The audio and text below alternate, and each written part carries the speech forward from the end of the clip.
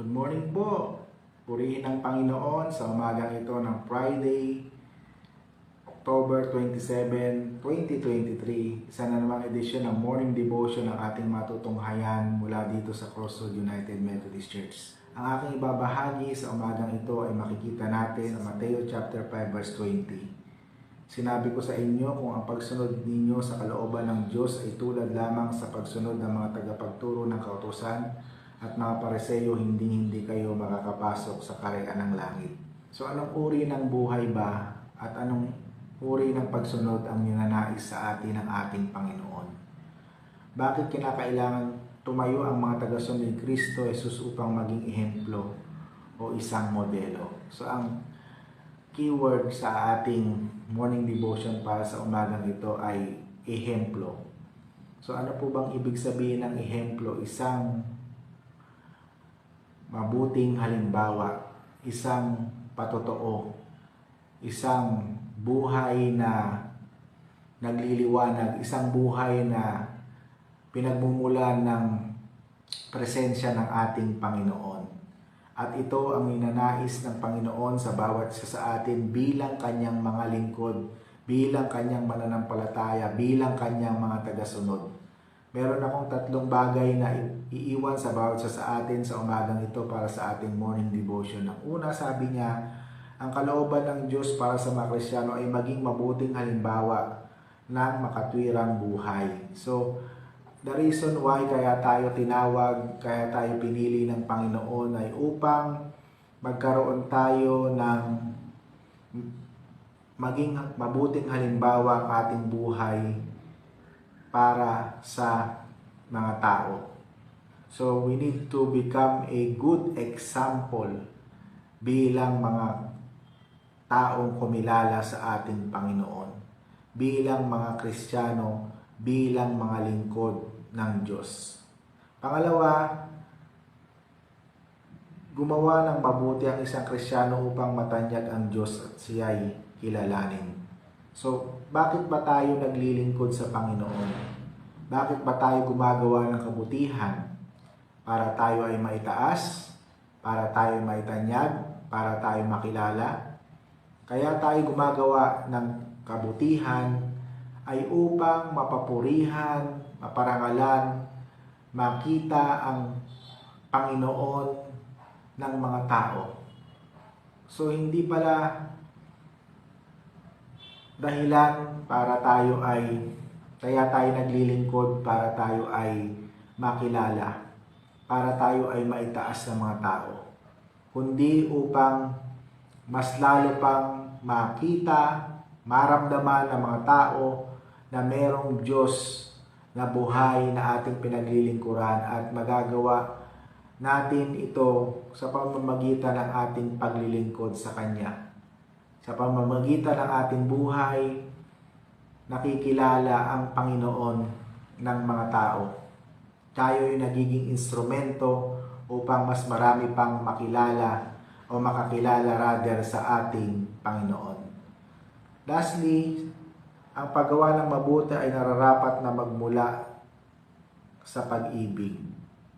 So, hindi natin magagawang maging ehemplo, hindi natin magagawang isang maging mabuting halimbawa kung hindi natin naranasan ang pag-ibig ng ating Panginoon.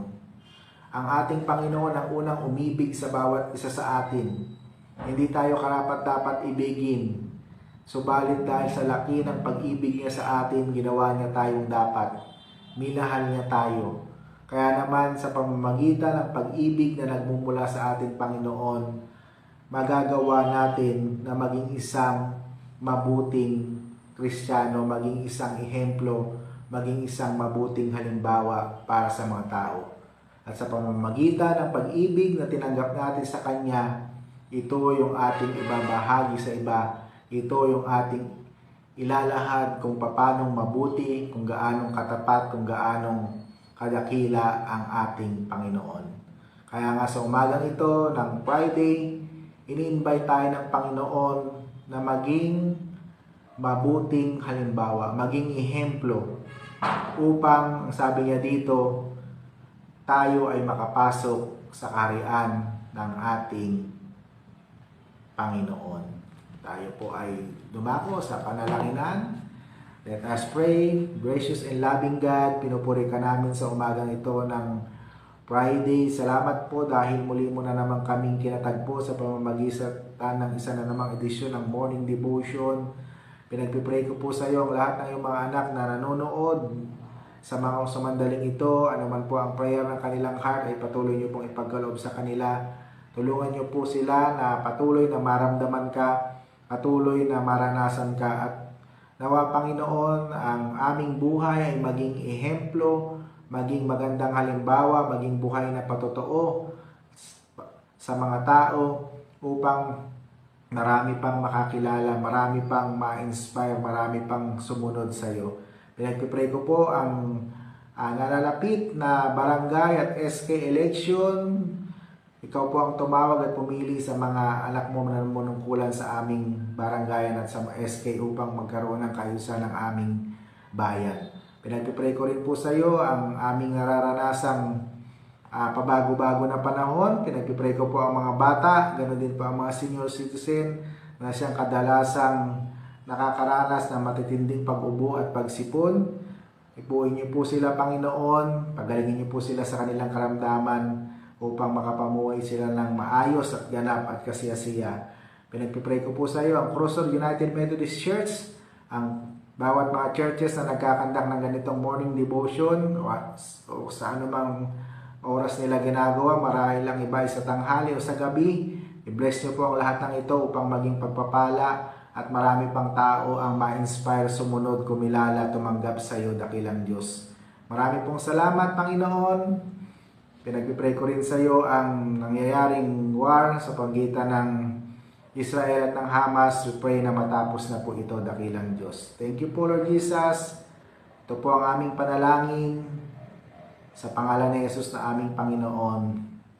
Amen. Yan, natapos na naman tayo sa isa na namang edisyon ng Morning Devotion para sa umagang ito ng Friday. At I hope na kayo ay patuloy na sinasamahan at iniingatan ng Panginoon. So mula dito sa Crossroad United Methodist Church, lagi nating tatandaan, ang Diyos ay mabuti noon, ngayon at magpasawalang hanggan. Paalam!